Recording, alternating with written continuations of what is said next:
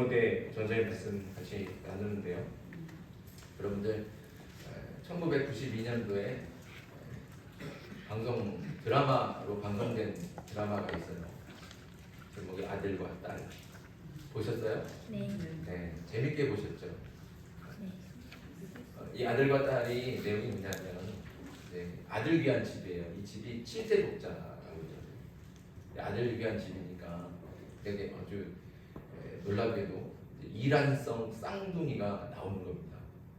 그래서 아들도 딸도 동시에 이제 갖게 된 거죠. 그 아들 그래서 나온 누가 먼저 나왔는데 딸이 먼저 나왔어요. 근데 이제 아들의 이름은 귀남이고 딸의 이름은 후남이에요. 왜 귀남이냐? 아들은 귀하니까 귀남이고 딸은 왜 후남일까요? 후에도 아들 낳게 된다. 그래서 후남이에요. 근데 이제 세 번째가 나왔어요. 셋째가 태어났는데 셋째가 아들일까요? 딸일까요? 네, 딸이었어요. 그래서 이름을 뭐라고 줬을까요? 종말이. 네, 종말이. 왜 종말이라고 줬어요? 다시는 딸 낳게 해주지 마십시오. 딸은 여기서 끝입니다. 그래서 종말이었어요. 같은 날 쌍둥이로 태어났으니까 같은 날 태어난 거잖아요. 같은 날 태어난 아들과 딸인데 이 집안에서 아들은 귀하게 되고 딸은 여자라는 이유로 천대받고 차별받는 게 이 드라마의 내용입니다. 어떤 일이 있었냐면 같은 날 태어난 쌍둥이니까 생일날이 같잖아요. 생일이 같은데 귀남이는 방 안에서 생일상 바꿔 먹어요. 근데 후남이는 어떻게 해요? 부엌에서 귀남이가 먹을 생일상을 차리는 거예요. 초등학교 입학하는 날 귀남이는 엄마 등에 업혀서 가고 후남이는 엄마를 쫓아서 걸어가요. 귀남이보다 후남이가 공부를 잘해서 후남이는 항상 1등을 놓치지 않았어요. 근데 엄마는 후남이를 칭찬해 준 적이 없어요. 칭찬하기는커녕 귀남이 기를 죽인다고, 귀남이 앞길을 막는다고. 그래서 여자가 공부 잘해서 뭐 하냐고 오히려 핀잔을 줬습니다. 가난한 형편 때문에 대학에 갈 수 없는데도 공부 잘하는 후남이는 대학 시험을 못 보게 하고 아들만, 귀남이만 대학 시험을 보게 했어요. 그랬더니 후남이가 그래도 자격 받고 갈 수 있으니까 그래서 몰래 시험을 봤거든요. 근데 어떻게 됐어요? 귀남이는 떨어지고 후남이는 붙었단 말이에요. 집안이 난리가 났습니다. 대학에 붙었다고 축하를 해주는 게 아니라 엄마가 막 몽둥이를 들고 후남이를 때리는 거예요. 결국엔 네가 귀남이 앞길을 막아. 네가 귀남이보다 먼저 나올 때부터 내가 알아봤다. 아들 앞길을 막으려는 속에서 몽둥이로 확 대학에 합격한 딸 몽둥이로 막 때리는 거예요.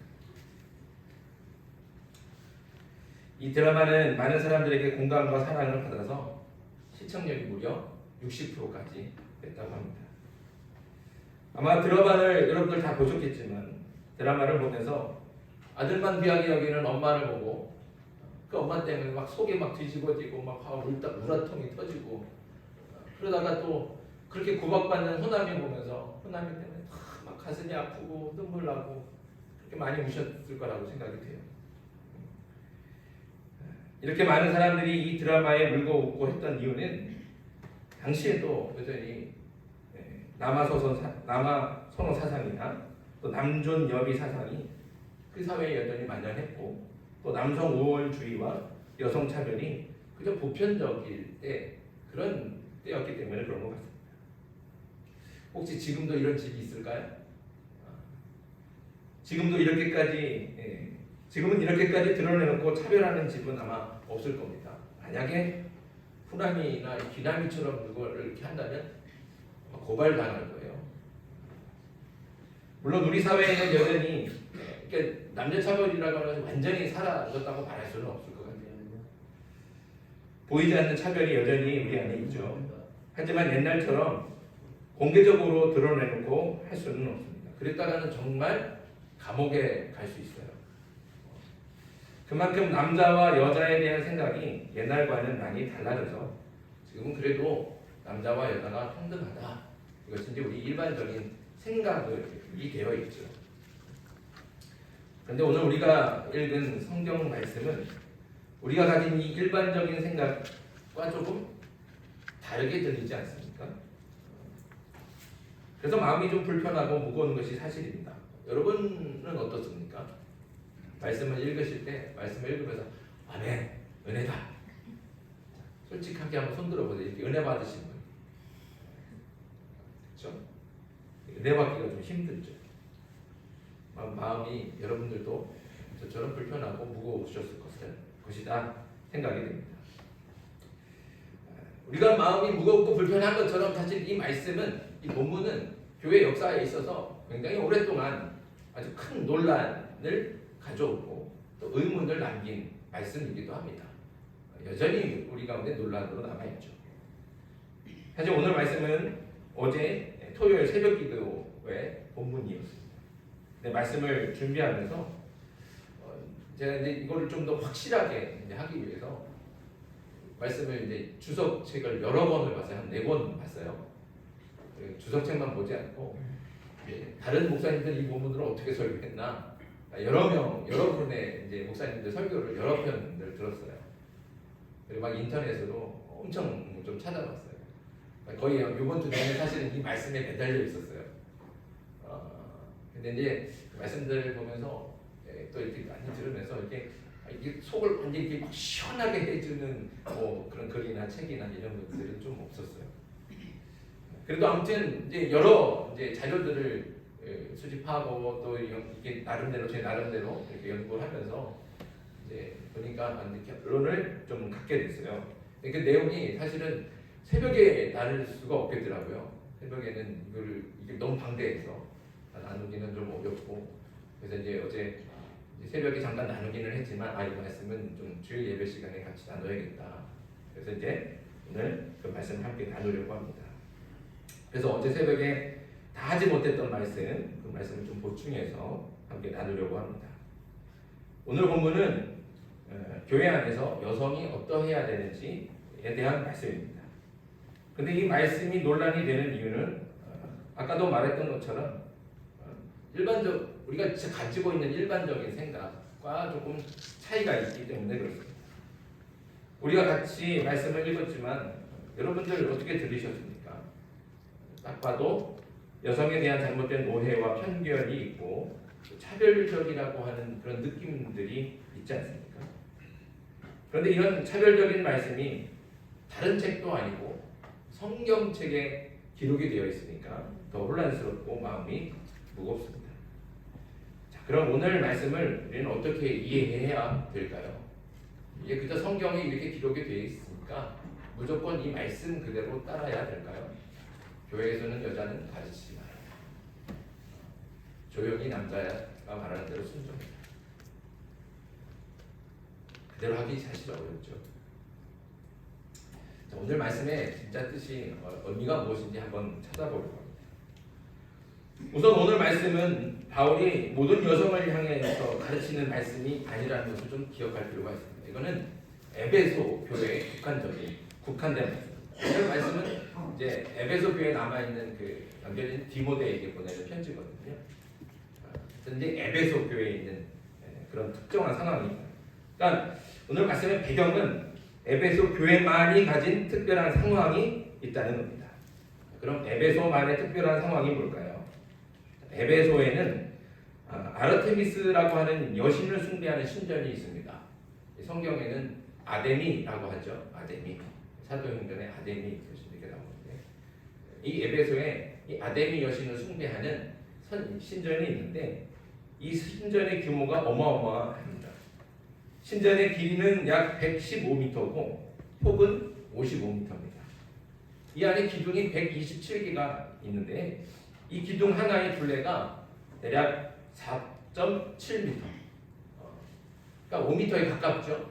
거의 5m니까 이걸 두 사람이 손을 잡고 이렇게 안아도 다 안을 수가 없어요. 그 정도로 거대한 기둥이 127개가 이렇게 쫙 놓여 있다고 한번 생각해 보세요. 어마어마하지 않습니까? 그 옛날 이런 거대한 건축물이 어떻게 지어졌을까 궁금할 수밖에 없어요. 그래서 세계 7대 불가사의 중에 하나가 바로 이 에베소에 있는 아르테미스 신전입니다. 거기다 이 신전은 그냥 규모만 큰 게 아니에요. 이 신전에는 그 여신을 숭배하는 여사제가 있는데 제사장이 다 여자들이에요. 그러니까 여신을 숭배하니까 제사장도 다 여자인데 이 여사제가 무려 2,000명이 이 안에 있었다고 합니다. 근데 말이 좋아서 사제라고 불렸지 사실은 이 여사제들은 몸을 파는 여인들이나 마찬가지입니다. 이들은 모두 종교적인 이유로 공경을 하게 성적으로 문란하고 음란한 행위를 하는 사람들이었습니다. 그런데 문제는 이 신전이 바로 에베소의 중심이고 상징이었다는 겁니다. 그러니까 이 에베소 신전이 이만큼 크고 웅장하니까 모든 곳에서 사람들이 이 에베소 신전에 예배하러 오는 거예요. 막 순례를 와요, 순례. 다시 말하면 이 에베소 지역은 다 누구 때문에 먹고 살아요? 이 에베소 신전 때문에 먹고 살아요. 다 에베소 신전과 관련된 사람들, 벽에 우상을 만드는 사람들, 기념품 만들고, 아무튼 이 에베소 신전이 이 에베소를 먹여 살린다 해도 과언이 아닐 정도입니다. 그러니까 이 에베소는 굉장히 이 신전은 에베소 안에서 굉장히 중요하죠. 그래서 정치적으로나 사회적으로나 굉장한 영향력을 가지고 있었습니다. 그러니까 안에 있는 여사제들, 그 여자 사제들 역시 사회적으로 굉장히 높은 지위와 막강한 권력을 가지고 있었고 에베소 도시에 막대한 영향력을 행사하고 있었습니다. 사실 고대 로마 시대는 남성 우월주의가 보편적인 가부장적인 사회였습니다. 그러니까 그런 사회 안에서 여성의 사회적 지위가 어떨까요? 밑바닥이죠. 여러 번 말씀드렸지만 여자는 사람 대접받지 못했습니다. 남자의 재산의 목록이죠. 아버지, 결혼하기 전에는 아버지의 재산이고 결혼한 다음에는 남편의 재산에 들어가는 거예요.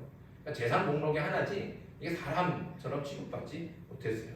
그게 이제 여성들이었다는 거죠. 그런데 에베소에 있는 아르테미스 신전의 그 여사제들만큼은 달랐습니다. 이들은 오히려 남자들보다 높은 지위와 권력을 가지고 남자들을 가르치면서 지시했죠. 신전 안에서는 이 여사제들이 왕이었어요.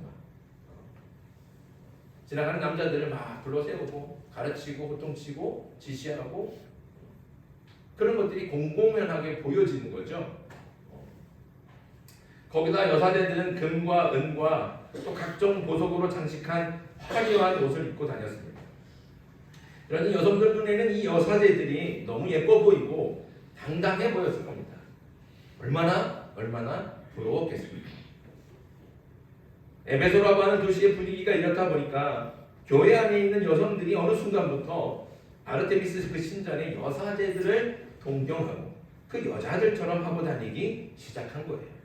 자, 9절 말씀 같이 읽습니다. 9절 시작. 또 이와 같이 여자들도 단정하게 옷을 입으며 소박함과 정절로서 자기를 단장하고 따은 머리와 금이나 진주나 값진 옷으로 하지 말고.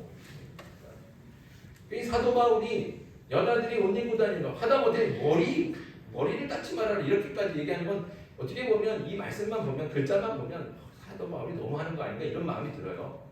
아니 옷 입는 것 같고 좋은 옷 화려하고 뭐 비싼 옷 입고 예배 드리러 오는 게 죄인가요? 그렇지 않잖아요. 머리 닦는 것까지 그거 뭐라고 하면 그는 여자를 너무 속박하고 구속하는 것처럼 보이지 않습니까? 오늘 말씀에 보면 그런데 이제 아무튼 에베소 교회에 있는 이 여자 성도들이 그 에베소 아르테미스 신전에 있는 여사제들처럼 그렇게 머리를 닦고 금이나 진주 같은 보석으로 장식한 화려한 옷을 즐겨 입기 시작한 겁니다. 근데 바울이 그래서 그렇게 여자들에게 그 여자 성도들에게 이제 권면을 하는데 이것이 단지 그 옷 입는 거 때문에 그렇게 얘기를 하는 건 아니에요. 사실 초점은 다른 데 있죠. 진짜 문제가 있어요. 그건 바로 10절이에요. 10절 같이 읽습니다. 시작. 오직 선행으로 하기를 원하노라. 이것이 하나님을 경외하지 않는 자에게 마땅한 것이니라. 진짜 문제는 뭐냐면 여성들이 외모를 가꾸고 화려한 옷으로 치장하는 데만 온 신경을 다 쓰다 보니까 선행을 하는 일에는 소홀하게 된 겁니다. 자기를 꾸미기 위해서는 비싼 옷, 비싼 돈을 주고 옷을 사는 데는 아끼지 않아요. 그런데 교회 안에서 누구를 돕자, 구제하자. 그런데 거기에는 어떻게 해요? 인색해지는 거죠. 나 저거 옷 사놓으려고 지금 돈 모으고 있는데 아이고 이거 헌금 나중에 해야지. 이렇게 돼버렸다는 거죠. 교회는 원래 처음 시작된 초대교회 때부터 구제하는 일에 열심이었습니다. 그 어떤 단체나 정부도 하지 못했던 고아와 과부를 돌보는 일을 교회가 제일 잘했죠. 이렇게 사회적인 약자와 어려운 이웃들, 가난하고 소외된 사람들을 돌보는 일에 진심이었던 것이 바로 교회였습니다. 그래서 세상 가운데 칭찬을 많이 들었죠. 그리고 이런 선한 일에 제일 앞장섰던 사람들은 바로 교회 안에 여자 성도들이죠. 그런데 에베소 교회의 여성들은 그렇지 않았던 겁니다. 에베소 교회의 여자 성도들은 외모를 가꾸고 화려한 옷으로 치장하는 데만 온 신경을 쓰다 보니까 선한 일에는 소홀했습니다. 하나님을 경외한다면 어려운 이웃을 돌아보고 서로 돕고 섬기며 봉사하는 일에 열심을 내야 되는데 그런 선한 일에는 무관심하게 되고 온통 외모를 치장하고 내 머리는 어떻게 할까? 오늘은 무슨 옷 입을까? 이 옷보다 더 비싼 저 화려한 옷은 어떻게 입을까? 이런 생각들만 하고 있는 거죠. 그런데 문제는 여기서 그치지 않았습니다.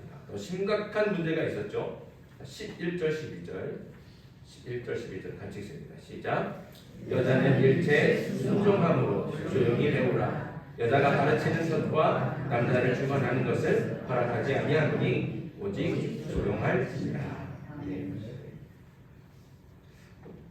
이 말씀을 보면 이 안에 이 에베소 교회 안에 어떤 일이 일어나고 있는지 그림이 그려지십니까? 아르테미스 신전의 여사대들을 보고 부러워하던 여자 성도들이 교회 안에서 자신들도 그 여사대들처럼 행동하기 시작했다는 거죠.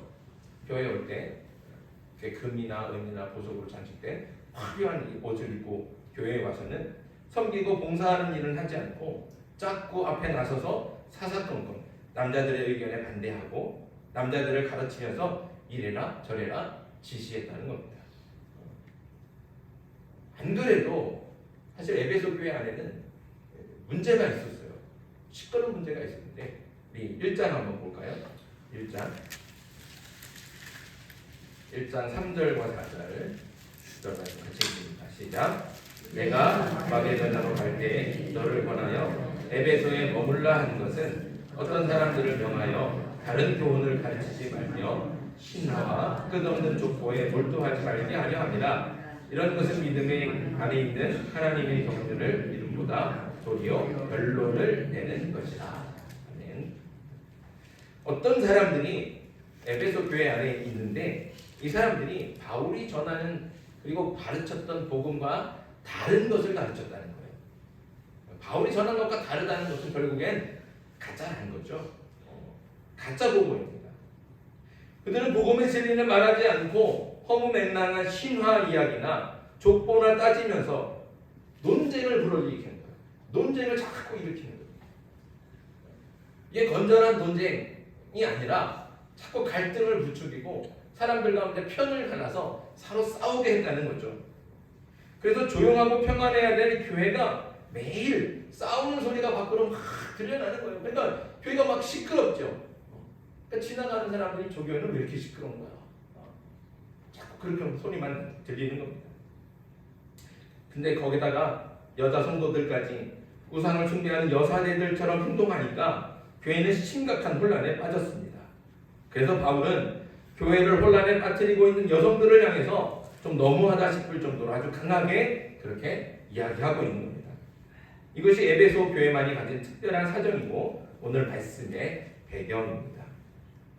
사실 오늘 말씀을 글자 그대로만 보면 바울은 아주 강한 남성 우월주의자이고 여성을 차별하는 사람처럼 보입니다. 하지만 바울이 정말 그런 사람이겠습니까? 그렇지 않죠.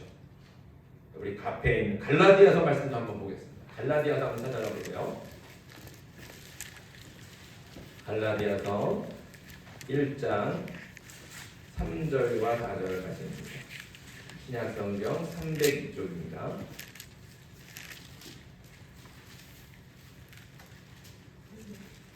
갈라디아서 죄송합니다. 갈라디아서 3장입니다. 3장 28절입니다. 3장 28절 신약성경 305쪽 찾으셨죠? 같이 한번 읽겠습니다. 시작. 너희는 유대인이나 헬라인이나 종이나 자유인이나 남자나 여자나 다 그리스도 예수 안에서 하나니라. 아멘. 이 말씀은 굉장히 파격적인 말씀이에요. 아까도 말했지만 당신은 남성 우월주의 그리고 여성을 차별하는 건 당연한 그런 시대 가운데 있죠. 그런데 그런 시대 가운데 오늘 말씀을 보시는 것처럼 유대인이든지 이방인이든지 종이든지 주인이든지 남자든지 여자든지 다 그리스도 안에서 우리는 다 하나다. 이거는 정말 혁명적인 선언입니다.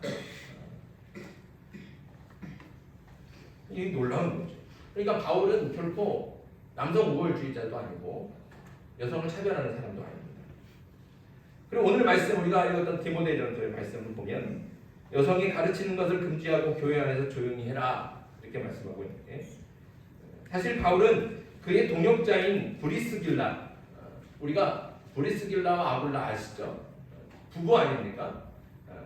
근데 우리가 항상 성경에 보면 여자와 남자가 나올 때 누구 이름이 먼저 나와요? 부부가 나오면 남자 이름이 먼저 나와요. 이 성경이 쓰여진 시대가 그런 시대에 살기 때문에 그래요. 근데 이 부분을 얘기할 때 항상 누가 먼저 나옵니까? 여자가 먼저, 부인이 먼저. 브리스길라가 먼저. 브리스길라와 아굴라. 그러니까 브리스길라라고 하는 여성이 굉장히 교회 안에서 큰 위치를 차지하고 있는 거죠. 거기다 바울이 이 브리스길라에게 아볼로를 가르쳐라 이렇게 부탁까지 했습니다. 그리고 바울의 동역자 중에는 베베나 또 옥감장수 루디아 같은 교회의 지도자들도 여러 명이 있습니다. 이들은 다 바울의 제자이면서 교회의 지도자들로 교회에서 복음을 전하고 말씀을 가르치는 사역을 담당했습니다. 그러니까 다시 말씀드리지만 바울은 결코 남성 우월주의자도 아니고 여성을 차별하는 사람도 아닙니다. 그런 의미로 교회에서 가르치지 말고 조용히 해라 이렇게 말했다는 것이 아니죠. 다만 에베소 교회만의 특별한 상황 때문에 교회의 갈등과 분란을 막고 혼란을 잠재우기 위해서 이렇게 강하게 말했던 겁니다. 바울은 교회를 지키고 질서를 바로잡기 위해서 여자는 교회에서 조용히 하고 가르치지 말아라 이렇게 명령했다는 거죠. 그러니까 오늘 말씀은 모든 여성들에게 보편적으로 하는 말이 결코 아닙니다. 에베소 교회만 거기 있는 여자 성도들에게만 해당되는 특별한 가르침이라는 거죠. 근데 오늘 말씀을 그저 글자가 보이는 대로 받아들여서 진짜 모든 여성들에게 그냥 다 적용하면서 살아오던 시절이 있습니다. 그래서 여성이 교회에서 가르치는 것을 막았죠. 성경이 이렇게 말씀하고 있으니 교회는 절대로 여자는 교회에서 절대로 가르칠 수 없다. 그러면서 여성에게 안수를 주지 않았습니다. 그래서 여성에게는 목사 안수를 주지 않았고 장로 안수를 주지 않았죠. 우리 교단에서 여성에게 목사 안수를 주고 첫 번째 여성 목사가 나온 것이 1996년입니다. 그러니까 여성 안수가 된 지 불과 30년밖에 안 됐어요. 우리나라 기독교 역사가 올해로 140년째입니다. 근데 무려 그러면 110년 동안은 이 무지한 말을 계속하면서 아니 어떻게 여자가 가르쳐? 여기 성경에 이렇게 기록되어 있잖아. 이렇게 말하면서 살아왔다는 겁니다. 그러나 우리가 아는 것처럼 기독교는 결코 남성 우월주의가 아닙니다. 또 여성을 차별하는 종교는 더더욱 아닙니다. 오히려 그 반대죠. 우리가 방금 읽었던 갈라디아의 말씀처럼 예수 그리스도 안에서 모든 사람은 다 평등합니다. 그것이 남자든 여자든 모든 사람을 다 하나님의 형상대로 만들어서 모든 사람을 다 똑같이 존귀하고 평등하게 여기시는 것이 바로 하나님이시라는 거죠. 그게 바로 하나님의 뜻입니다. 그런데 그저 성경이 이렇게 써 있다고 해서 여성을 차별하고 교회에서는 여자는 무조건 조용히 하고 남자 말만 잘 듣고 순종하라고 가르쳐서는 안 된다고 말한다면 그건 오히려 하나님의 뜻을 거역하는 것이고 하나님의 말씀을 자기 마음대로 해석하는 어리석은 행동이 되는 겁니다. 그러니까 말씀의 글자만 보지 말고 사실은 그 말씀 속에 감춰져 있는 하나님의 뜻을 볼 줄 알아야 된다. 그런데 오늘 말씀에서 논란이 되는 말씀이 또 있습니다. 사실은 이게 좀 더 충격적입니다. 13절 14절 시작. 이는 아담이 먼저 지음을 받고 하와가 그 후에 아담이 속은 것이 아니고 그 여자가 속아 죄에 빠졌습니다.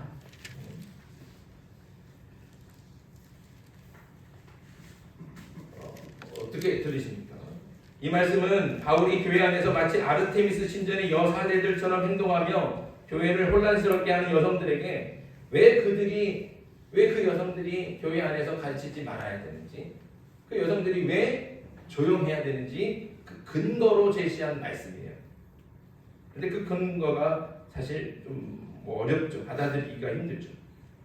아담이 하와보다 먼저 지음 받았기 때문에 그래서 남자가 여자보다 더 위에 있으며 우월하다는 겁니다. 사실 이런 생각은 아주 오랫동안 세상을 지배해 왔습니다.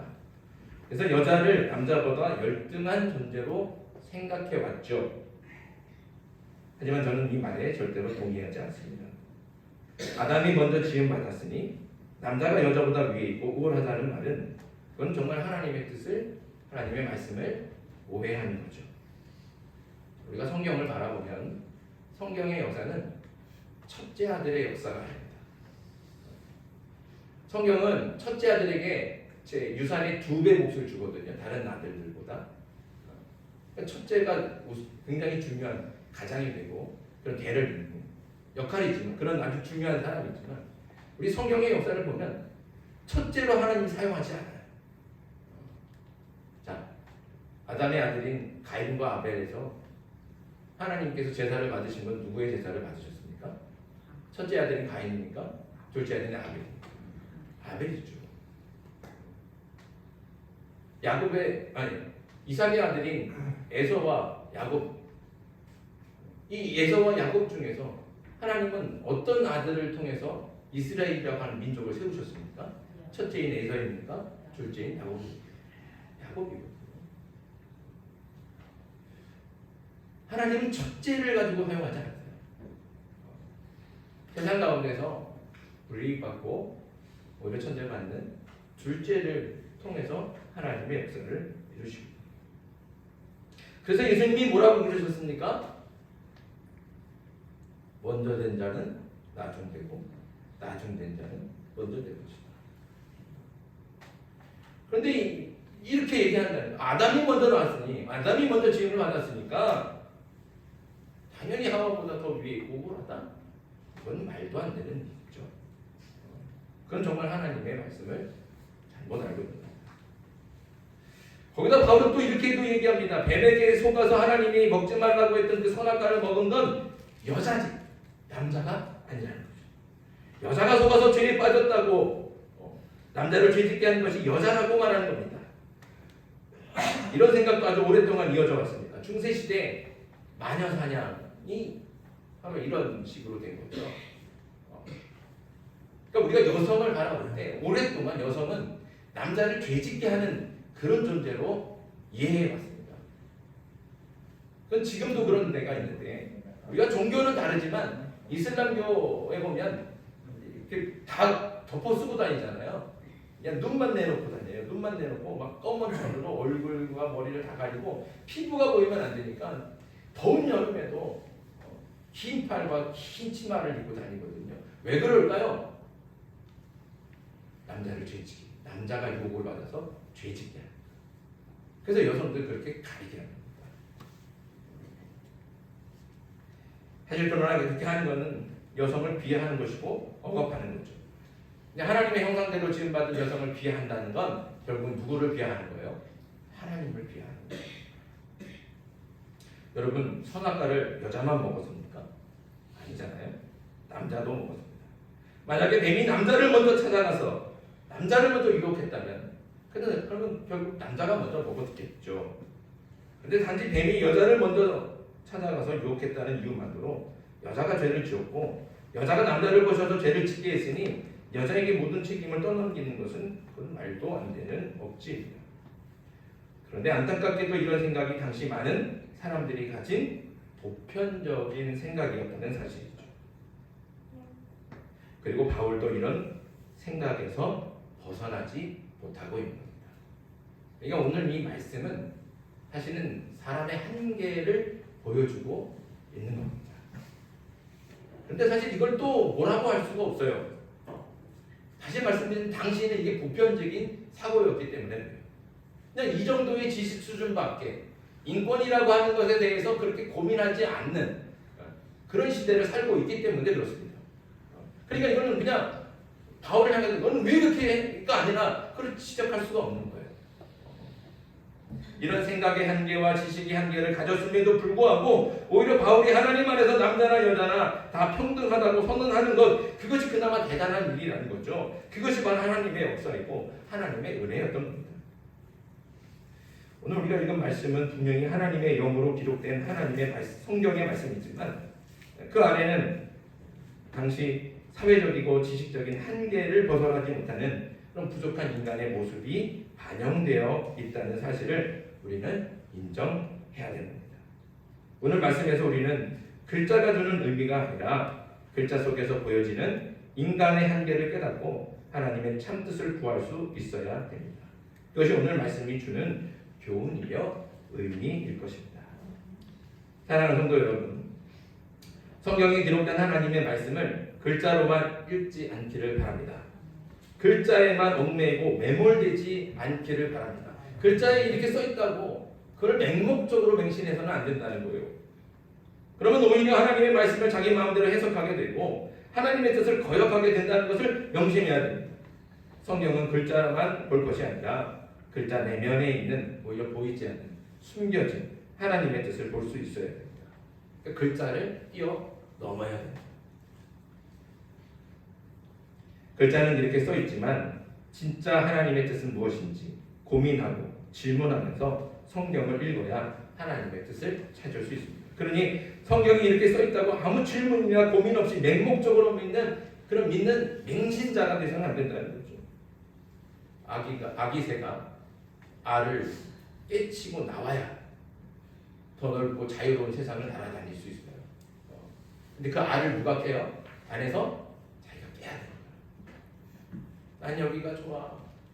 그럼 알에서 나오지를 못하는 거예요. 우리는 이 성경을 읽을 때 글자라고 하는 알에서 깨어나야 됩니다. 그리고 사회적인 간섭, 편견, 선입관이라고 하는 그 알도 깨야 되죠. 그것을 깨면 진리가 보입니다. 그리고 진리를 알면 어떻게 돼요? 자유함을 얻게 되죠. 주님이 말씀하시지 않습니까? 진리가 너희를 자유케 합니다. 그러니 말씀을 읽을 때마다 스스로에게 또 하나님께 질문하고 깊이 고민하며 하나님의 뜻을 구할 수 있는 저와 여러분들이 되길 바랍니다. 그냥 아무 생각 없이 이것도 은혜고 저것도 은혜고 아멘 그런 게 아니라 말씀을 읽으면 여러분들 제가 여러 번 말씀드리면 이게 마음에 거슬리는 게 있어야 돼요. 오늘 말씀도 마찬가지예요. 거슬리면 이게 왜 거슬리는지 고민해야 돼요. 질문해야 돼요. 찾아가야 되고 하나님께 질문하세요. 그냥 그런가 보다. 아이고 감사합니다. 아니라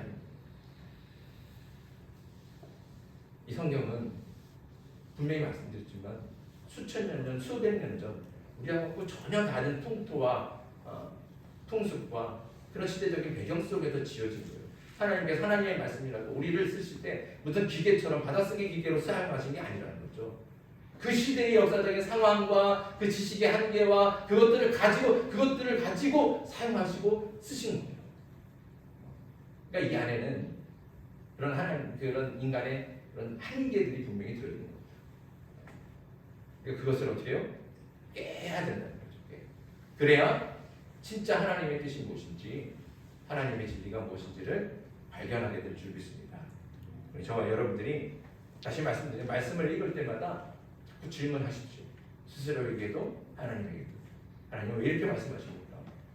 나는 자꾸 이렇게 들리는데 이게 맞습니까? 질문하고 고민해야 됩니다. 그래서 글자의 뜻이 아니라 말씀 속에 감춰진 하나님의 뜻과 진리를 볼 수 있는 저와 여러분들이 되기를 바랍니다. 그렇게 하나님의 진리를 깨닫고 자유함을 누리며 정말 이 땅 가운데서 하나님께서 우리에게 들려주시고자 원하시고 이루시고자 원하시는 하나님의 뜻을 발견하고 행할 수 있는 저와 여러분들에게 주님의 이름으로 축복합니다.